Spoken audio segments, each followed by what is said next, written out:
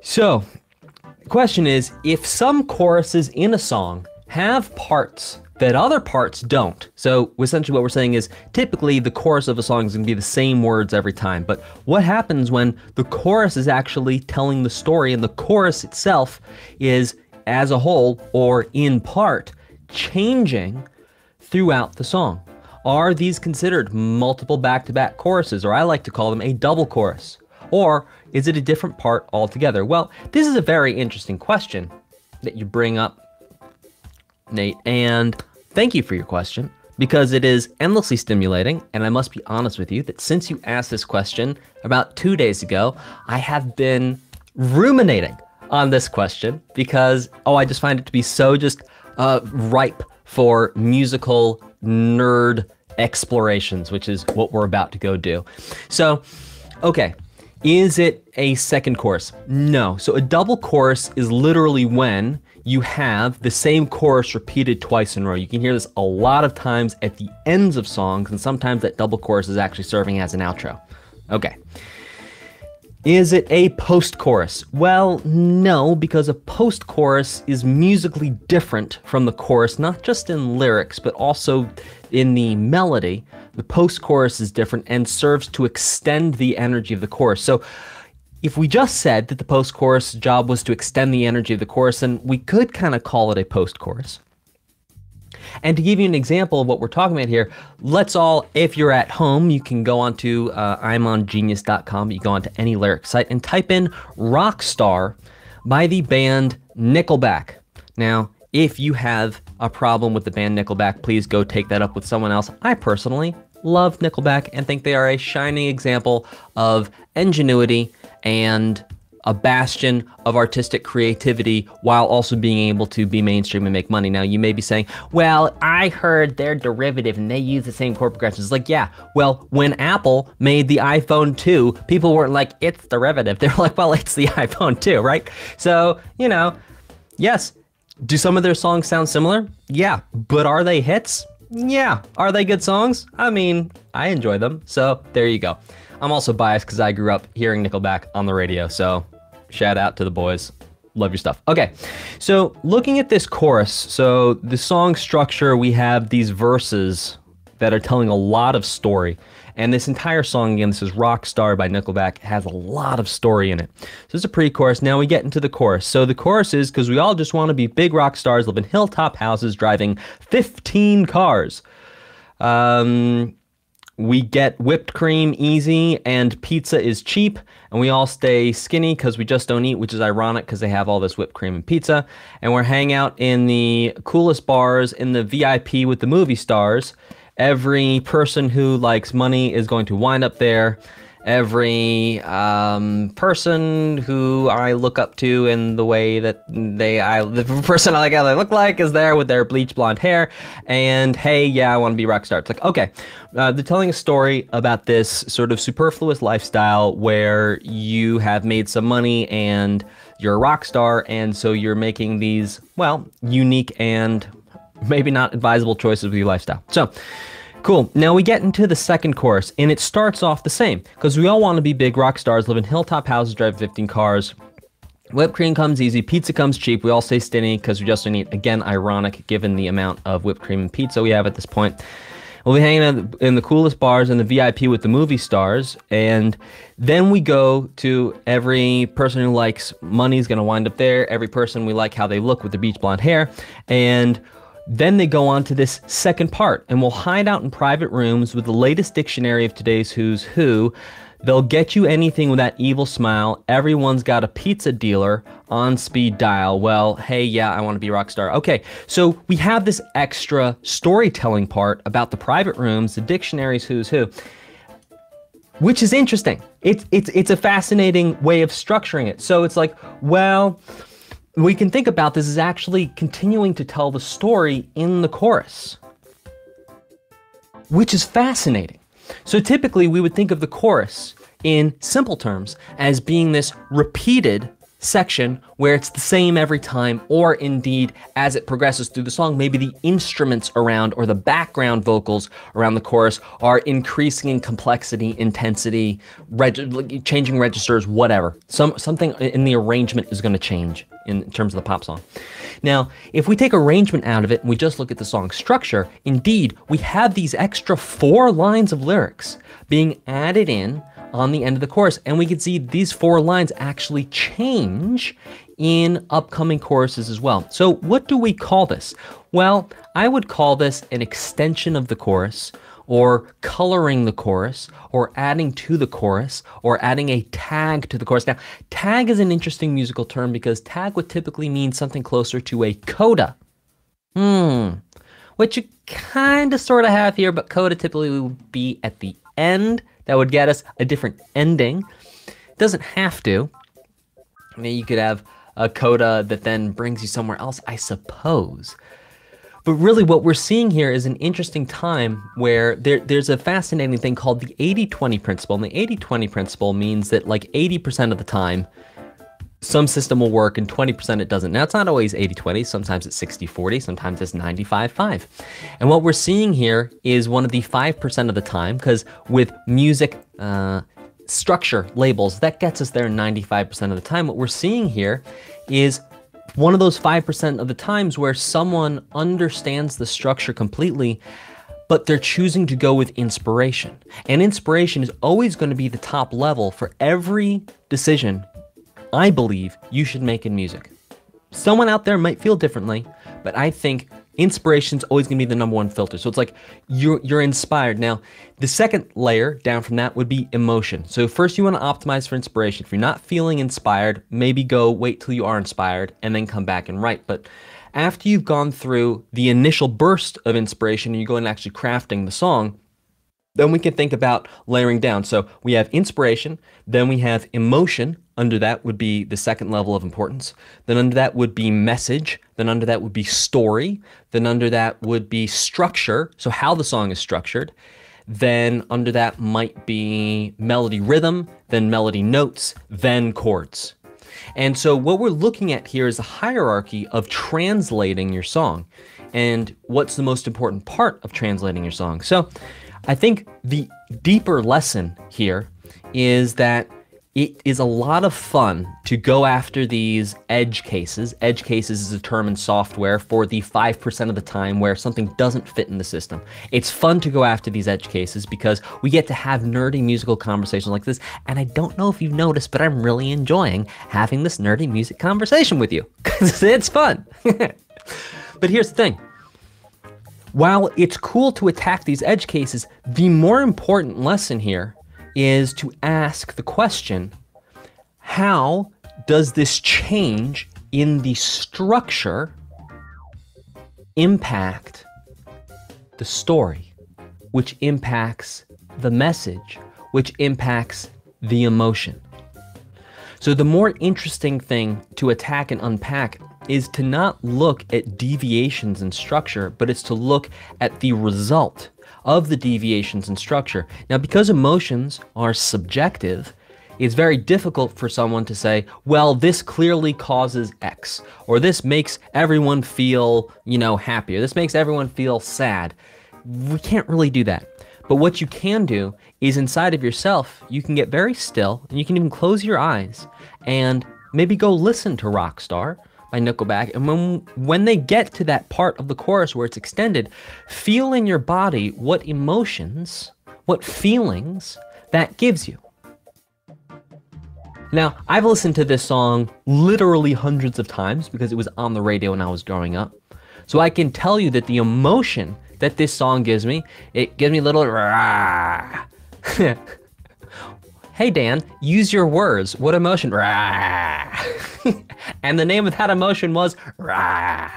It gets me a little fired up. It's got some good energy in it. It's an interesting story. The vocals have this raspy, deep, distorted, overdriven, vibrating richness. It's awesome. It's a fantastic song. So instead of okay. So there's one more point I want to make connected to this, which is that, all right, it's very easy for someone in my position who understands form forward and backwards. I'm not saying that to try and brag. I'm trying to say that to be clinical and give you an example.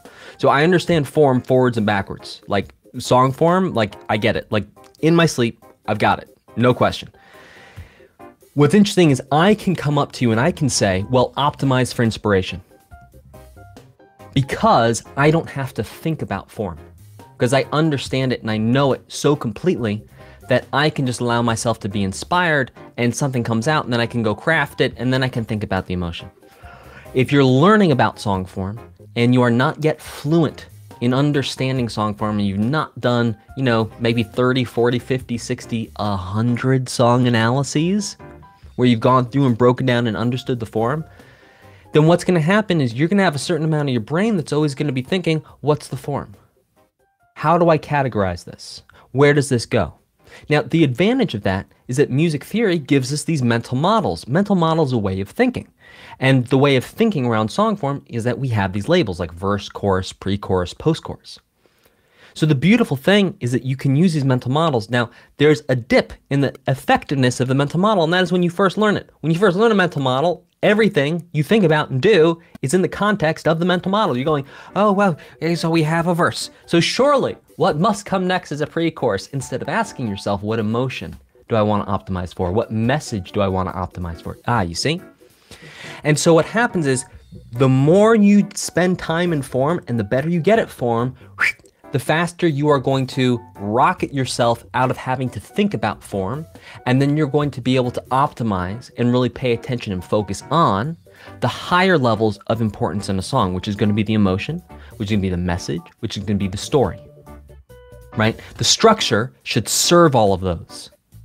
The lyrics should serve all of those. The melody should serve all of those. So, there's really a two-step process here that we're talking about. The first step is to understand form. Nate, you're doing a fantastic job. To bring this back to Nate with the original question, Nate, you're doing a fantastic job even having these conversations because it's demonstrating a degree of competency and understanding of form. So the fact that you know to ask this question shows a degree of mastery over form. Great, awesome, fantastic. Keep doing that until it doesn't matter. Because you play this song for me, and I'm not going to go, oh, well, you know, surely we all need to stop and figure out what to call this last part of the chorus. Like, oh, no, they just added something onto the chorus to keep telling more story. That's really cool. That's an interesting thing.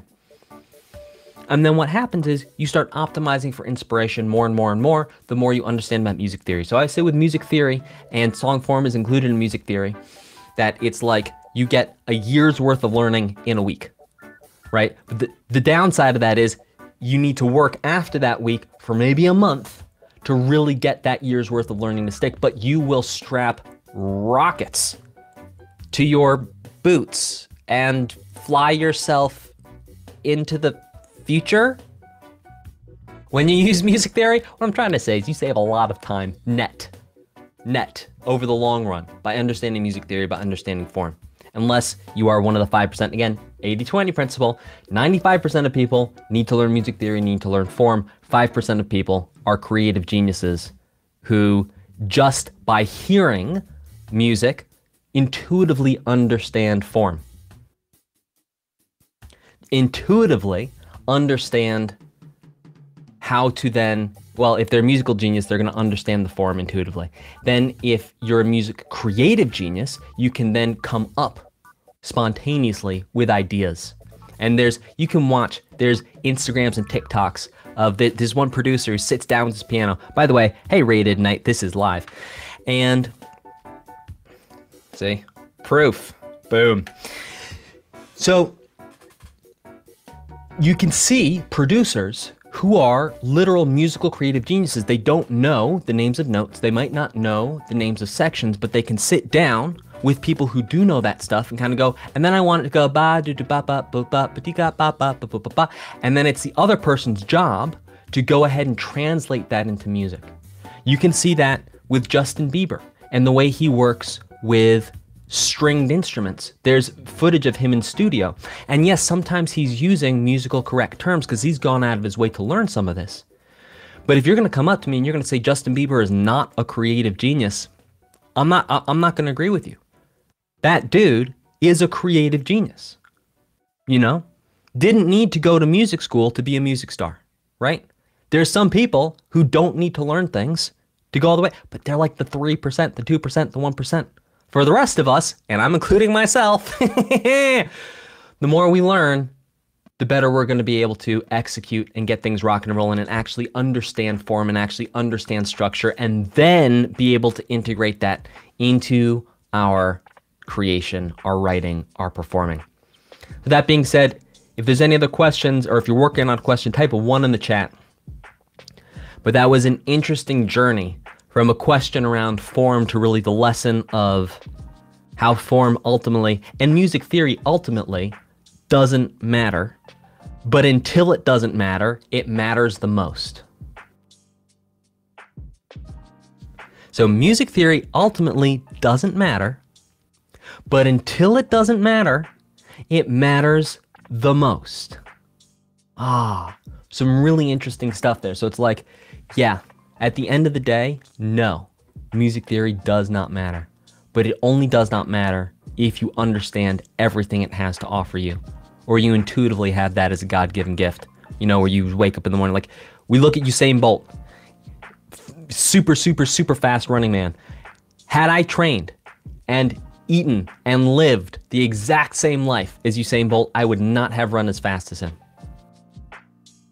There's always going to be talented people who are going to get there faster, but that doesn't mean you're not going to get there, and it doesn't mean that your journey to get there is not worth taking, because you have something unique inside of you. You have music inside of you, and it's so amazing for you to take that music out of you and share it with the world. It's the most beautiful thing. So don't let the fact that maybe you're not I'm not a creative genius. I am creative. I am objectively not. Had I been a creative genius, we would have known by now. I'm 31. We would have known. But that's fine. I still do creative things. I've still created songs. I've still produced songs. I still write songs. I create books. I love playing music. So just because I'm not at the 1% level of where music can be, does that mean that I should not try to become better and I should not enjoy myself? And I should not contribute? You know, it's not about being the best. It's about you being the best version of yourself that you can be. Be in contest with yourself, not with everyone else. You know, the fastest road to unhappiness is to compare yourself to everyone else. Because look, it's like, even as a guitar player, I can go on YouTube right now and find like a 5-year-old in Malaysia who can play twice as fast as I can. And it's like, if that's our bar for like, it's worth my time on music only if I can be the best, it's like, yeah, well, that's a fast way to make yourself unhappy. Now, if you're gonna be the best you can be, that's, in my opinion, and from my life experience so far, and again, tender age of 31, haven't lived a full life yet, that seems to be the sweet spot, is you figure out how you want to be the best version of yourself. All right, we have another question from Radiated Night.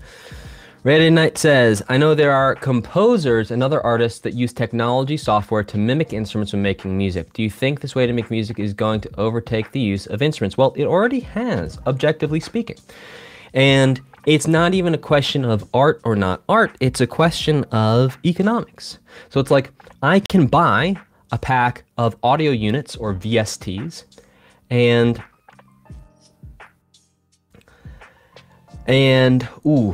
sorry, I lost my train of thought. Right, so I can buy audio units, I can buy VSTs, and what's really cool about this is I can spend, let's say, $1,000. And to spend $1,000, I'm gonna get every single instrument you could ever imagine, and then I'll be able to program that software to, by and large, be passable for what it sounds like when a real player plays that thing.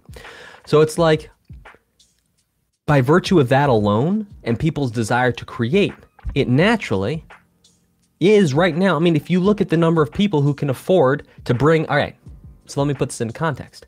To hire one musician for 1 hour to play your recording session could cost you between $200 and $800, let's say.